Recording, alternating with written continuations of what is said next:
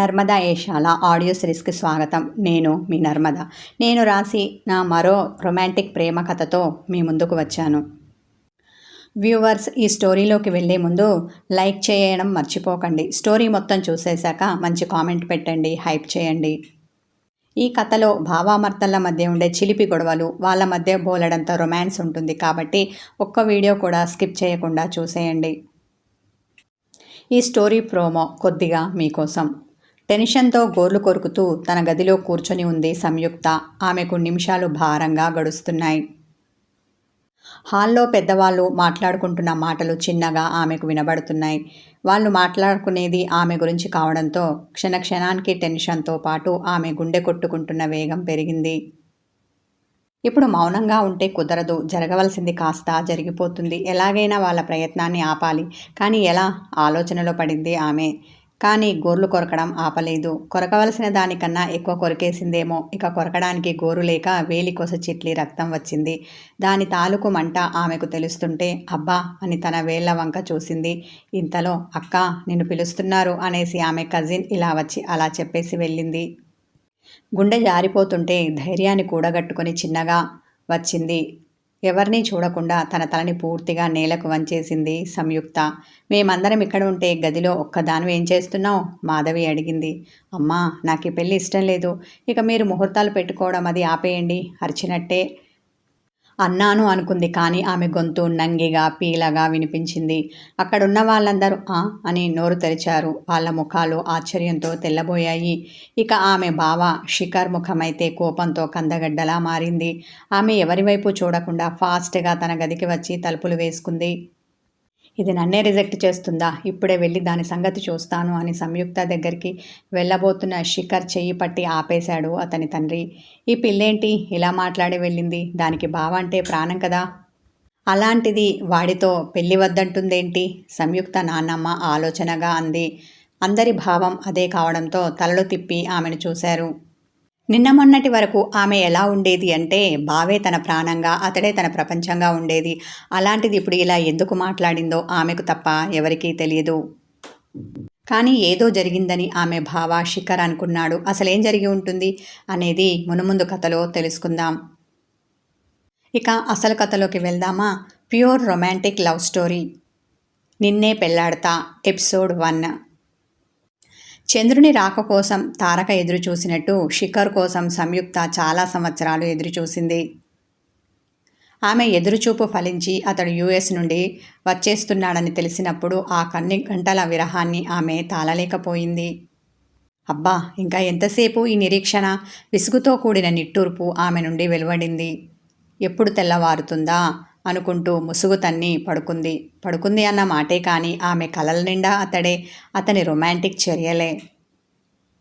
అతడు మెల్లిగా వచ్చి ఆమెను వెనక నుండి హక్ చేసుకున్నాడు. ఆమె ఒక్కసారిగా ఉలిక్కిపడింది. అతని స్పర్శ ఆమె తనువుకు కొత్త పులకరింత నేర్పింది. సోయగాల ఆమె కళ్ళు సిగ్గుతో మత్తుగా వాలాయి.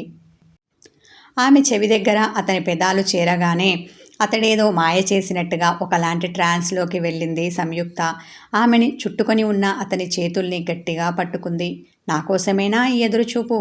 అతని స్వరం హస్కీగా ఆమె చెవులను తాకింది. ఎదలోతుల్లో అతనిపై ఆమె పెంచుకున్న ప్రేమ లావాలా పొంగింది. తల నిలువున ఆడించింది. బిడియంతో బిగుసుకుపోయిన సంయుక్తని తన వైపుకు తిప్పుకొని పూర్తిగా వంచేసిన ఆమె తలని తన చూపుడు వేలుతో పైకెత్తాడు శిఖర్. సంయు, నేను నీకోసం వచ్చాను. మరి నువ్వు నాకేమిస్తావు? కొంటెగా అడుగుతుంటే అతని పెదాలపై చిలిపి చిరునవ్వు మొలిచింది. ఆమె బలవంతంగా కనురెప్పలను ఎత్తి చూసి, నీకేం కావాలి? అయినా నా దగ్గర ఏముంది ఇవ్వడానికి? అదురుతున్న పెదాలతో శిఖర్ని చూసింది. అతని కళ్ళు నిండు యవ్వనపు పొంగులతో ఉన్న ఆమెను నిలువెల్లా తడిమాయి.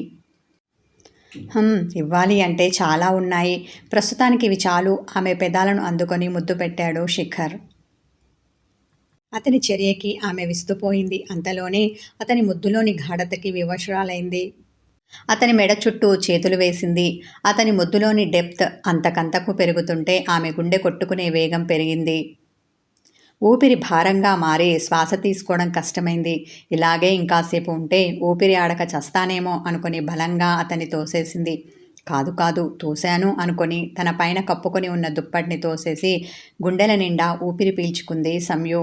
ఇంతవరకు పడుకొని ఉన్న ఆమె ఒక్కసారిగా కళ్ళు తెరిచింది. అది కళ అని తెలుస్తున్నా ఆమెకి ఒళ్ళంతా చిరుచెమట పట్టింది. గుండె కొట్టుకునే వేగం పెరిగింది. అదురుతున్న గుండె మీద చెయ్యి వేసుకొని ఉఫ్ అని నోటితో గాలి వదిలింది. సిగ్గుతో ఆమె ముఖం ఎర్రబడింది. అదేంటో మా బావ అంటే చచ్చేంత భయం నాకు, కానీ బోలెడంత ప్రేమ ఉంది. అతన్ని తలుచుకుంటే చాలు ఒళ్ళు పులకరిస్తుంది. కలలోకి వస్తే చాలు అతడు ఇదిగో ఇలా కాపురం మొదలు పెట్టేస్తాడు. అలాంటి బావ యుఎస్ నుండి నా దగ్గరికి వస్తున్నాడు అంటే ఇక నా పరిస్థితి ఏమిటో అర్థమవుతూనే ఉంది. నా హాలత్ ఇక బేహాలతే కదా అనుకున్న సంయుక్త, బావ ఇంకా ఎయిర్పోర్ట్లో అడుగుపెట్టాడో లేదో కూడా తెలీదు, కానీ నా కలలోకి మాత్రం వేగంగా దూసుకొని వచ్చి తుంటరి తుమ్మెదలా ఏదేదో చేసేశాడు. సిక్కుతో 2 చేతుల నడుమ ముఖాన్ని దాచి ముసిముసిగా నవ్వుకుంది సంయు. ఆ తర్వాత ఒళ్ళు విరుచుకొని నిద్దమత్తు వదిలించుకొని నాకు తెలిసి ఈ పాటికి వచ్చి ఉండాలి, ఇంకా రాలేదా అని బుగ్గ మీద వేలు వేసుకొని ఆలోచనలో పడింది. ఓయ్ పిచ్చిమొద్దు, చించింది చాలు, ఇక మంచం దిగు. ఇప్పుడు మీ బావ వస్తే నువ్వు ఇలాగే పాచిముఖం వేసుకొని వెళ్తావా ఏంటి? నిన్నిలా చూశాడు అంటే ఈ జన్మలోనే కాదు వచ్చే జన్మలో కూడా నిన్ను ప్రేమించడు సరికదా. పెళ్ళి ఊసే ఎత్తాడు. కల వేరు వాస్తవం వేరు. వెళ్ళవమ్మా వెళ్ళు, వెళ్ళి ఫ్రెష్ అప్ అవ్వు అని కసిరిన ఆమె అంతరాత్మ మరీ అప్పలమ్మలా కాకుండా మీ బావని టెంప్ట్ చేసేలా డ్రెస్అప్ అవ్వు. అప్పుడే ఆ ఎన్ఆర్ఐ గాని కంటికి నువ్వు ఆనుతావు, లేదంటే ఇక నీ పని అంతే. అసలే అక్కడ ఎంతోమంది అందమైన ఫారెన్ పాపల్ని చూసి ఉంటాడు. వాళ్ళ ముందు నువ్వెంత, నీ అందమెంత? ఈ విషయం దృష్టిలో పెట్టుకుని చక్కగా రెడీ అవ్వు అని ఆమె అంతరాత్మ ఆమె నెత్తి మీద ఒక్కటి ముట్టి గట్టిగానే హెచ్చరించింది. నువ్వు చెప్పింది కరెక్టే నీరసంతో అనుకొని ఫ్రెషప్ అవ్వడానికి వెళ్ళింది సంయుక్త. చక్కగా తలస్నానం చేసి తలకి తుండుగుడ్డ కట్టుకొని ఒంటికి తువాలా చుట్టుకొని వచ్చి ఏం డ్రెస్ వేసుకోవాలి అని ఆలోచిస్తూ తన వార్డ్రోబ్లో నుండి జీన్ ప్యాంట్ టీషర్ట్ తీసింది. చాచా, ఇది నా మెంటాలిటీకి సూట్ కాదు.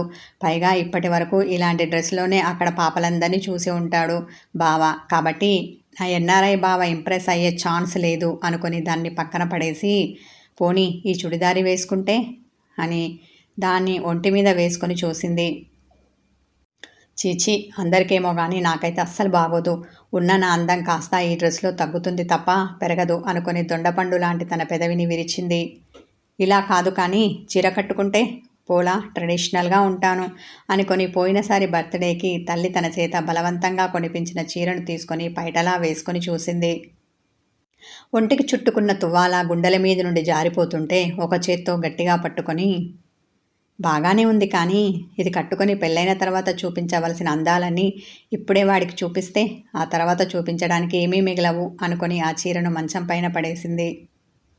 ఇక చివరగా మిగిలింది లంగా ఓని. దానివైపు ఓరగా చూసి ఇదైతే ఓకే, నా ఫ్రెండ్స్ అందరూ నేను ఇందులో చాలా సెక్సీగా ఉంటానని అంటారు. అంతేకాదు నాలోని బ్యూటీ పార్ట్స్ అన్నీ ఇందులో కనిపిస్తాయని చూసిన వాళ్ళని టెంప్ట్ చేసేలా ఉంటానని అంటారు. అందుకని ఇది వేసుకోవడం బెటర్. బావ ఇందులో నన్ను ఇలా చూడగానే అలా పడిపోవాలి అంతేనా? ఆ ఫారెన్ అమ్మాయిల్ని మర్చిపోయి కళ్ళన్నీ నాకే అప్పగించేయాలి. ఓవర్ కాన్ఫిడెన్స్తో అనుకొని హుషారుగా డ్రెస్అప్ అవుతుంటే ఆమె గది తలుపుని ఎవరో దబదబా బాదారు. అబ్బా, ఈ టైంలో ఎవరు సరిగ్గా డ్రెస్ కూడా చేసుకొనివ్వరు అని విసుక్కుంటూ లంగా జాకెట్ వేసుకొని ఉన్న ఆమె భుజాల మీదుగా తువాలా వేసుకొని వచ్చి తలుపు తీసింది. తలుపు తీయగానే ఆమెను తోసుకొని లోపలికి వచ్చింది ఆమె తల్లి మాధవి. సంయు, నువ్వు ఇంకా రెడీ కాలేదా అని బుగ్గలు నొక్కుకుంది. అవుతున్నానుగా, కనిపించడం లేదా కులుకుతూ అంది సంయుక్త.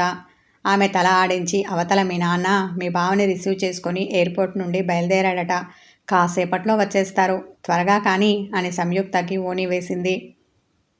ఆ తర్వాత తల తుడిచి త్వరగా తెములు, నాకు అవతల బోలెడు పనులున్నాయి అనేసి వెళ్తుంటే అమ్మా, నీ హడావిడి చూస్తుంటే వచ్చేది నీ మేనల్లుడు కాదు, ఏదో కాబోయే అల్లుడు అన్నట్టుగా ఉంది అని కిసుక్కున నవ్వింది.